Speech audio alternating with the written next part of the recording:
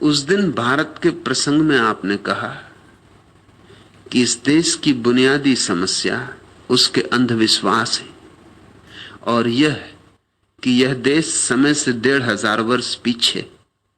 क्या बताने की कृपा करेंगे कि विश्वास और अंधविश्वास की परख क्या है, और क्या आज के विश्वास कल अंधविश्वास नहीं हो जाएंगे? क्या यह भी बताने की अनुकंपा करेंगे कि कोई व्यक्ति या जनसमूह समसामयिक होने के लिए, आधुनिक रहने के लिए क्या करे? आनंद मैत्रेय,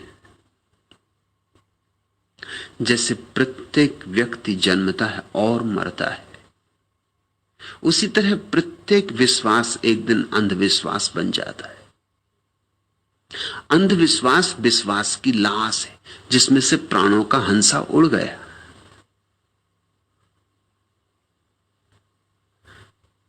तुमने अपनी मां को कितना प्रेम किया था, फिर एक दिन मां चल बसी, अब उसकी लाश थोड़ी रखे बैठे रहोगे।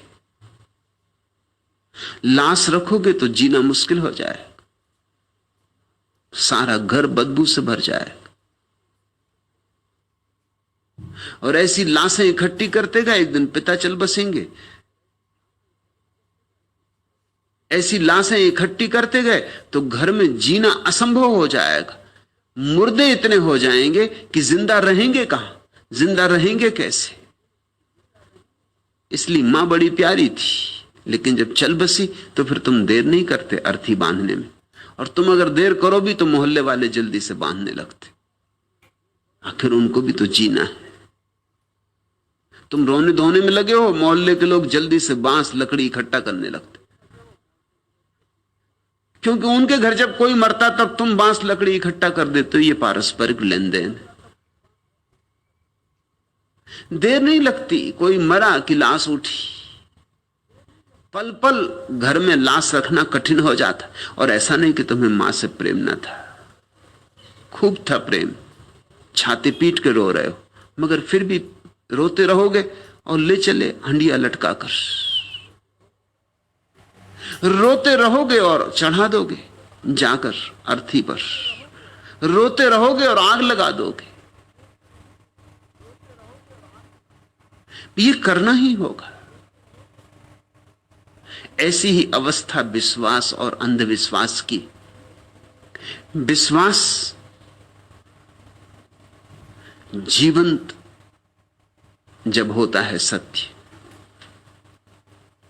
और जब सत्य के भीतर से प्राण तो उड़ जाते, सिर्फ क्रियाकांड रह जाता है, मगर तुम उसी क्रियाकांड को ढोते रहते हो, तब अंधविश्वास। आंख वाला विश्वास तो जीवंत होता है, अंधा विश्वास मुर्दा होता है। जिससे किसी ने बुद्ध को देखा, उस अपूर्व ज्योति को, और कोई झुक गया चरणों में। यह विश्वास झुकने की न तो योजना बनाई थी, न झुकने का कोई इरादा लेकर आए थे, लेकिन झुक गए, झुक जाना पड़ा।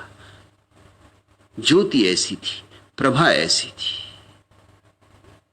रुक ना सके, पता ही ना चला कब झुक गए। यह तो एक जीवंत घटना है, और इसमें रस है, और इसमें गहरे अभिप्राय हैं, इसमें भाव की धड़कन है, इसमें सांस चल रही। जब कोई इस बुद्ध को देखकर, उन आंखों में झांककर, उन चरणों की महिमा में सिर रख दिया है, अपने अनुभव से, अपनी प्रतीति से, अपने साक्षात से, तब बात और है। फिर यह आदमी तो जा चुका, बुद्ध भी जा चुके, लेकिन इसके बच्चे बुद्ध की प्रतिमा के सामने झुकते हैं, क्योंकि बाप झुका था बुद्ध के सामने। फिर बच्चों के बच्चे भी झुकते रहेंगे, झुकते रहेंगे। हजारों वर्ष बीत जाते हैं, अब बुद्ध की प्रतिमा रखी है और लोग सिर झुका रहे हैं। भीतर झुकने का कोई भाव नहीं, हो भी क्या, पत्थर के सामने कोई झुकने का भाव होता है? न पत्थर में कोई महिमा है, न पत्थर में कोई प्राण है।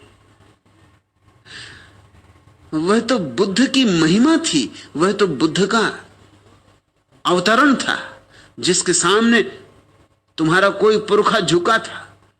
मगर तुम क्यों झुक रहे हो? तुम कहते हो कि हमारे बाप दादी झुकते रहे, हम भी झुकेंगे। तो झुकते रहो, मगर तुम्हारा झुकना अंधविश्वास है। अब समझने की बात यह है कि हर अंधविश्वास की शुरुआत में विश्वास होता है, नहीं तो पैदा ही कैसे होगा? कोई नानक की मस्ती से मस्त हो गया, सुना नानक का गीत, डोल गया,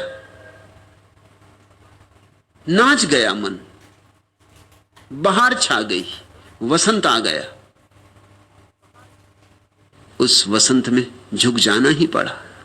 नानक जैसा फूल खिले और कोई झुके ना, अभागा है, अंधा है, पत्थर है उसके भीतर, हृदय नहीं, निष्प्राण है। नानक जैसा फूल खिले और तुम्हारी नासापुटों में श्वास सुगंध से ना भर जाए, यह संभव कैसे? यह संभव तभी हो सकता है जब तुम्हारे पास कोई संवेदनशीलता ही ना हो।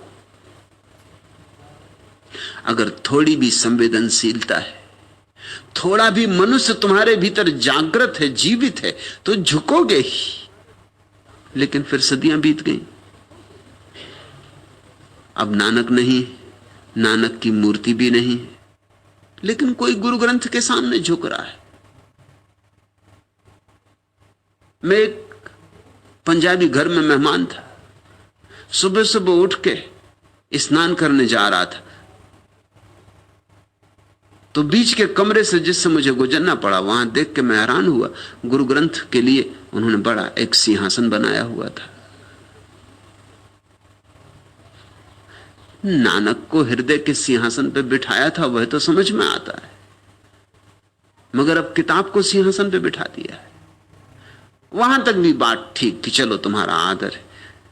चौंका मैं इसलिए कि उसी सिंहासन के पास एक लोटे में जल भरा रखा है, चांदी का लोटा, और दतौन भी रखी।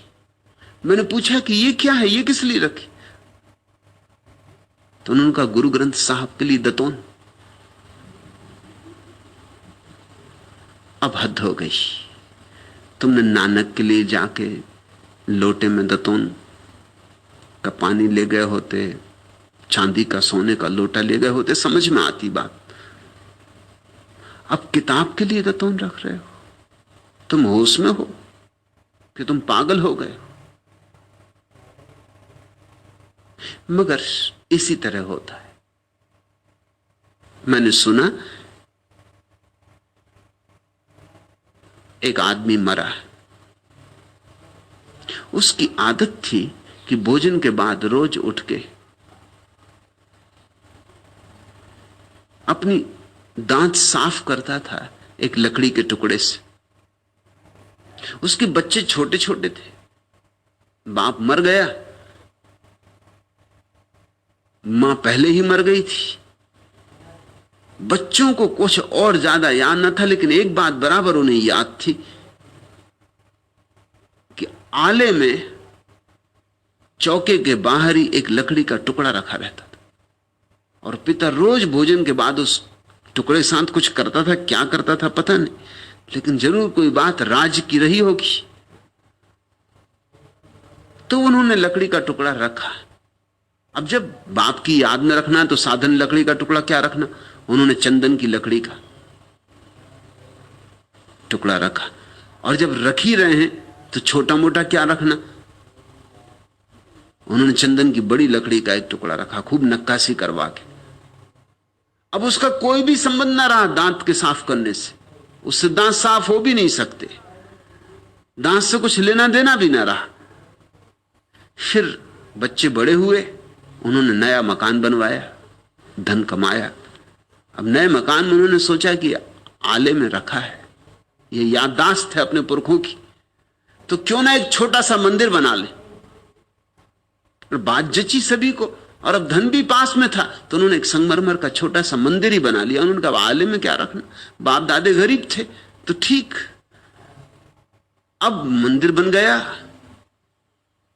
संगमरमर का बड़ा मंदिर, अब उसमें एक छोटे से लकड़ी के टुकड़े को क्या रखना, तो उन्होंने एक बड़ा खंबा,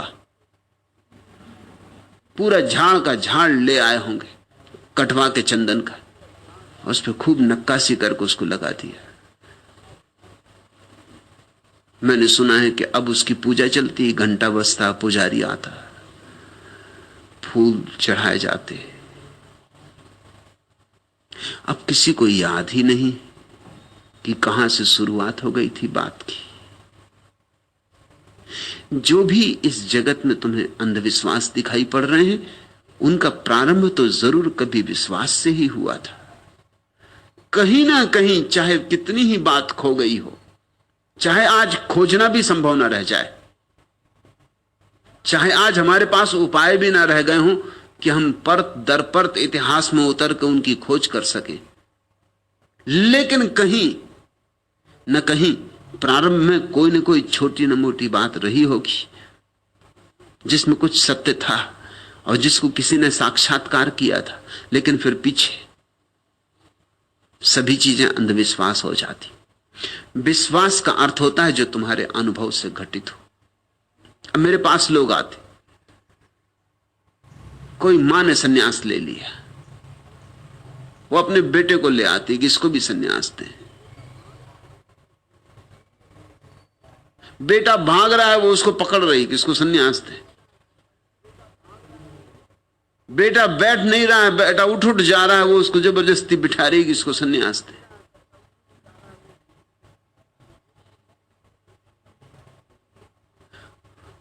उसकी गर्दन पकड़ कर उसका सिर मेरे चरणों में लगा रही, वो इंकार किए जा रहा है, वो सिर अलग कर रहा है।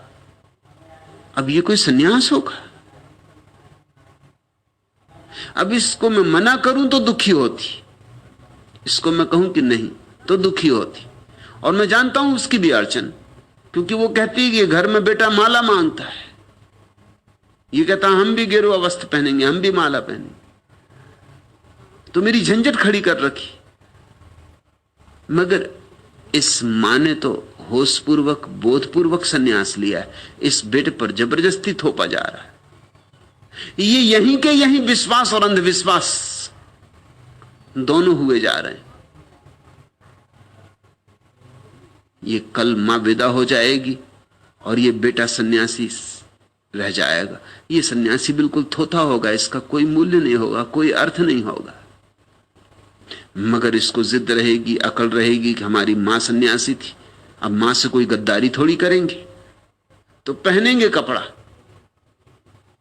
और अगर ज्यादा दिल हो जाएगा दूसरे कपड़े पहनने का, तो ऊपर ऊपर गेरुआ पहन लेंगे, भीतर भीतर जो अपने मौज के वो पहन लेंगे, भीतर मखमली और रेशमी कपड़े पहन लेंगे, ऊपर गेरुआ डाले रखेंगे। या दिन में गेरुआ पहन लिया करेंगे जब लोग देखें दाखें, और रात अपने घर में मौज से जो अपने को पहनना वह पहनेंगे। अब ये माला झूठी हो जाएगी। अब इस माला में से लकड़ी के दाने विदा हो जाएंगे, सोने चांदी के दाने आ जाएंगे। अब ये माला नए नए अर्थ लेने लगेगी, ये एक आभूषण हो जाएगी। तुमने पूछा है उस दिन भारत के प्रसंग में, आपने कहा कि इस देश की बुनियादी समस्या उसके अंधविश्वास है। इस देश की ही नहीं, सारी दुनिया की बुनियादी समस्या अंधविश्वास है। इस देश की थोड़ी ज्यादा। ज्यादा क्यों? क्योंकि इस देश में ऐसे बहुत पुरुष हुए जिनके आसपास विश्वास जगा, इसलिए इस देश के पास अंधविश्वास भी ज्यादा है। बुद्ध यहां हुए, महावीर यहां हुए, कृष्ण यहां हुए, अपूर्व पुरुष यहां हुए, सरहप्पा और गोरख और कबीर और नानक और दादू और रैदास और फरीद। एक जागते हुए दियों की परंपरा है। यह देश तो एक दिवाली मनाता रहा है, यहां दियों पे दिए जलते चले गए।